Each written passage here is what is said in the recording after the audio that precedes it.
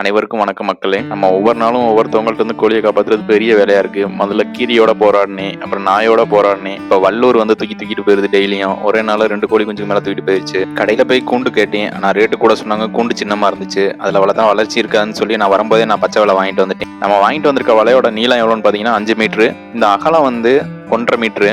இவ்வளோ பெருசாக போடுறதுனால தாய்க்கோழி கொஞ்சம் 3 செட்டை உள்ளே இறக்கி விடலாம். நல்லா ஃப்ரீயாக ஸ்லாங்கமாக தெரியும், நல்லா வளர்ச்சியும் அடையும். நம்ம ஆரஸ்வதி கம்பை வச்சு தான் நம்ம இதெல்லாமே செட் பண்ணிக்கிட்டு இருக்கோம். இதை செட் பண்ணுறதுனால நான் வல்லூர்கிட்ட இருந்து மேக்ஸிமம் நான் 99% நான் கோழி குஞ்சை காப்பாற்றிடுவேன். ஒரு 2 மாதத்துக்கு மட்டும் இதில் விட்டு வளர்த்துட்டேன்னா அதுக்கப்புறம் எனக்கு பிரச்சனை இல்லை. அதுக்கப்புறம் பெருசெல்லாம் தூக்காது. சிம்பிள் தான் கூட செய்யறது. முதல்ல வலைய தரையில் விரிச்சுக்கோங்க. சைடில் 2 கம்பு நல்லா அகல கம்பு அதுக்கு தகுந்த மாதிரி வச்சுக்கோங்க. அப்புறம் குறுக்கு கம்பு 3 கம்பு போட்டுக்கோங்க. வலைக்கும் கம்புக்கும் எந்த ஒரு கேப் இருக்கக்கூடாது. முடிஞ்ச அளவு எல்லா இடத்துலையும் நல்லா முடிச்சு போட்டு வச்சிடணும். கைவிட்டா கூட கை உள்ள போகாத அளவுக்கு நல்லா நறுக்குன்னு கட்டி வச்சிடணும். 6 குழி சுற்றி எடுத்துக்கிட்டு 6 குழிலையும் கம்பை வந்து செட் பண்ணிக்கோங்க. ஏன்னா அந்த வலையை தாங்கி நிற்கிறது அது ஒன்று தான். நல்லா ஸ்ட்ராங்கான கம்பா இருக்கணும். வீரா வேற குறுக்கால வந்துட்டு அவனுக்கு ஹெல்ப் பண்றீங்கிற பேர்ல அது அட்ராசிட்டி பண்ணிட்டு இருக்காப்ல. 6 கம்பும் உறுதியா இருக்கணும். ஏன்னா அந்த மொத்த செட்டையும் அந்த 6 கம்பு தான் வந்து தாங்கியிருக்க போகுது.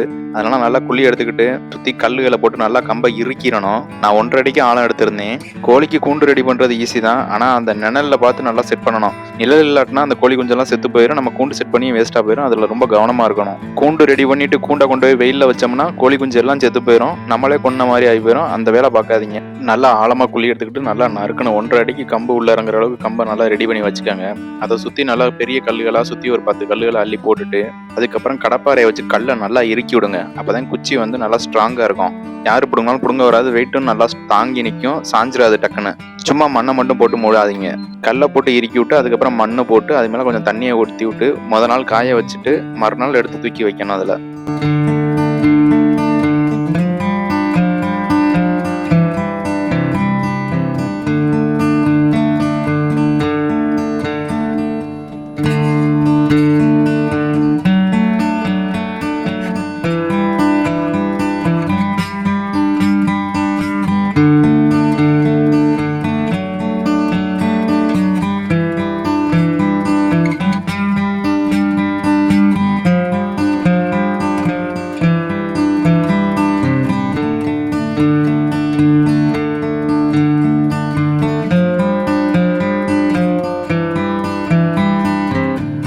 தூக்கி வைக்கும்போது பொறுமையா 2 பக்கமும் ஆளுக இருந்து தூக்கி வைக்கணும். ஒவ்வொரு சைடா தூக்கி வைக்காதீங்க. கம்பு ஒடிக்கிறதுக்கு வாய்ப்பு இருக்குது. பச்சை கம்பா நான் போட்டிருக்கேன். நீங்க பழைய கம்பா போட்டீங்கன்னா ஒடிஞ்சிடும்.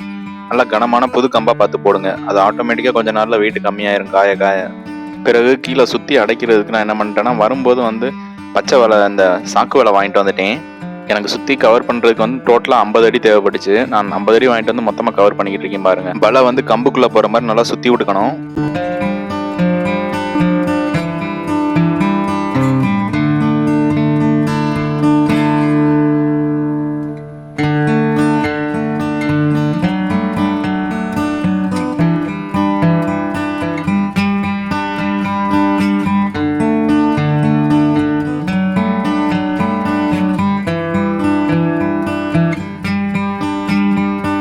இப்போ சுற்றி கவர் பண்ணி முடிச்சாச்சு. கடைசியாக இருக்கிறத வந்து முடிச்சு போட்டு விட்டுக்கோங்க. ஒரு தளவில் வந்து காற்றுல கீழேருந்து பறக்க ஆரம்பிச்சிடும். அதனால கீழே வந்து நல்ல பெரிய அரஸ்வதி கம்பா நல்லா பச்சை கம்பா வெயிட்டானதாக கீழே போட்டுக்கிட்டிங்கன்னா கீழேருந்து எதுவுமே பறக்காது. கீழே எதுவும் போக முடியாத அளவுக்கு நல்லா அடப்பு வந்துடும். எனக்கு வீட்டு முன்னாடி நல்லா கொன்னை மரத்தின் நிழல் இருந்தனால எனக்கு இந்த கூண்டு அமைக்க எனக்கு வசதியாக போச்சு. இந்த மாதிரி மரத்தடி நிழலில் அமைச்சுக்கிட்டிங்கன்னா உங்களுக்கு எந்த பிரச்சனையும் வராதுங்க. வாங்க தாய்க்கோழி குஞ்சு குடும்பத்தை உள்ளே விட்டுருவோம். இப்போ எப்படி அவங்க ஃப்ரீயாக திரியிறாங்கன்னு பார்க்கலாம் வாங்க. அவங்க வாட்டுக்கு இனிமேல் நீட்டாக திரிவாங்க. வெயிலுக்கும் கால வெயில் உள்ள அடிக்கும். உச்சி வெயில் வந்து உள்ள வராது. திரும்பி சாயங்காலம் பொழுது சாயங்காலம் வர்ற வெயில் மட்டும் தான் உள்ள அடிக்கும். அரிசியில் தண்ணி கொஞ்சம் ஊற்றி உள்ள செட் பண்ணி வச்சாச்சு. இனி அவங்க வாட்டு ஃப்ரீயாக திரிவாங்க. நம்மளுக்கு எந்த பிரச்சனையும் இல்லை. முடிஞ்ச அளவு நம்ம இனிமேல் அடக்கோழி எல்லாத்தையும் குஞ்சு பொறிச்சோம் நம்ம கொண்டாந்து இதுக்குள்ள விட்டுறலாம். எல்லாமே பெஸ்ட்டாக நம்ம காப்பாற்றிடலாம் மக்களே. இவங்க வாட்டுக்கு ஃப்ரீயாக திரியிறாங்க பாருங்க. நீங்களும் ட்ரை பண்ணி பாருங்க.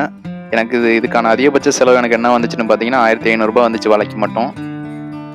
என்னைய மாதிரி கோழி வளர்க்குறவங்களுக்கு இந்த பதிவு பயனுள்ளதாக இருக்குன்னு நம்புறேன். பிடிச்சிருந்தா லைக் அண்ட் சப்ஸ்கிரைப் பண்ணுங்க. நன்றி மக்களே.